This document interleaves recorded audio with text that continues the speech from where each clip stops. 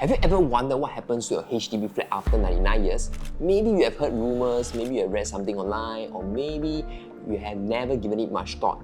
Either way, today we are going to unravel the truth about Singapore's 99-year lease policy and what it means for you, your family, and your future. First, let's resolve one of the biggest misconceptions about owning a HDB flat in Singapore. Some people think that buying a HDB is like renting from the government. They are saying things like, oh, you're just a tenant, paying to live there but not really owning anything. But the truth is, if you have purchased a HDB flat, you are not just a tenant living in it. You own it. Once you have completed the MOP, minimum occupational period, of 5 years or now 10, you gain full ownership rights. This means you can sell your flat and keep the profits, or you can rent it out if you want to with the HDB's approval. Compare that to being a tenant. Tenant can't just sell the property, they can't sublet without permission, and they definitely don't have the same level of financial control. So no, when you purchase a HDB, you're not just a tenant, and you're definitely not just renting, but it comes with a time limit. Speaking of that time limit, what actually happens when the lease runs out? This is where most people start to worry. Actually, it's really simple. Once the lease hits 99, the flat returns to the state. Now, before you panic, let's talk about what that actually means for HDB owners. Take the case of Geylang Lorong 3. Back in 2020, 191 terrace houses in this area reached the end of their 60 years lease. The land reverted to the government. Now, that sounds harsh, right? But here's what happened next. The government didn't leave the homeowners stranded. Instead, they stepped in with solutions. Some owners were offered alternative housing options. Others were provided temporary rental housing while they waited for new flats, like BTO units. The point is, even when the lease ends, the government has systems in place to ensure that no one is left homeless. Now, let's address the elephant in the room, the concerns people have about this policy. And honestly, these concerns are valid. One big worry is about property value. As the lease gets shorter, the value of a HDB flat starts to decline. For many, that can feel like a ticking clock, especially if you're planning to sell. And that's the next challenge, selling an older flat. Buyers often hesitate to purchase properties with short remaining leases, which can make it harder for homeowners to offload these flats when they need to.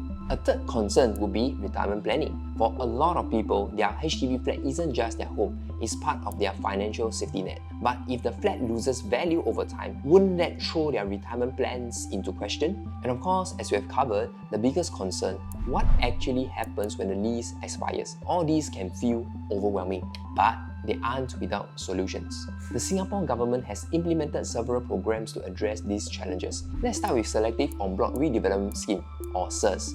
This program redevelops older estates and relocates homeowners to newer flats, often with financial compensation. But there's a catch. Only about 4% of all HDB flats have been selected for SERS since it began in 1995. So it's not a solution for everyone.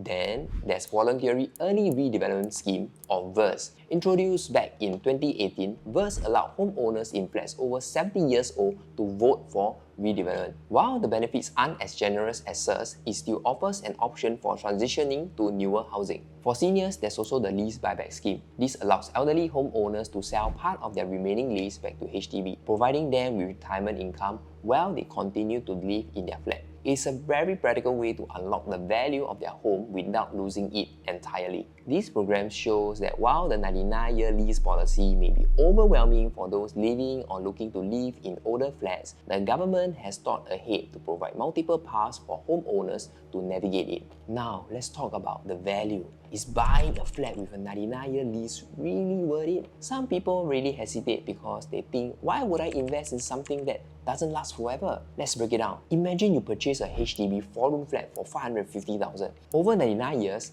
that's only about $462 per month. For that price, you get a proper home, one with 3 bedrooms, a living room, and a kitchen. You get access to amenities, schools, transportation, and a community. Compare that to cities like Hong Kong, where housing costs are sky high for far less space. Here's the bottom line. If you view your HDB flat as a home and not just an investment, the value becomes clear. Even for those who choose to sell after the MOP, most homeowners still see a profit. It's really about perspective. Of course, we cannot forget the emotional side of this. Your HDB flat isn't just a property, it's your home. It's where you build memories, where your kids took their first steps, where you celebrated milestones. Selling or relocating as the lease nears its end isn't just about a financial decision, it's an emotional one too. That's why planning ahead is so important. Looking at the bigger picture, Singapore's 99-year lease system isn't unique. Hong Kong operates a 50-year leasehold system. Canberra in Australia also uses 99-year leases. These systems are designed to balance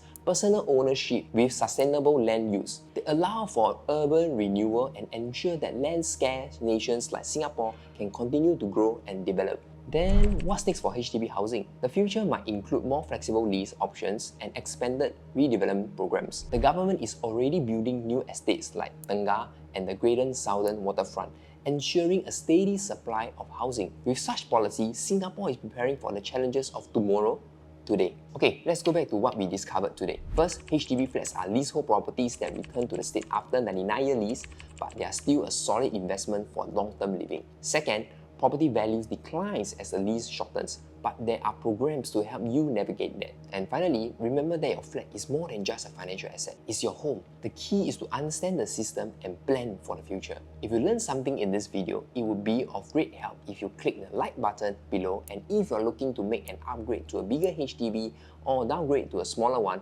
click the link around this video and see how I can help you.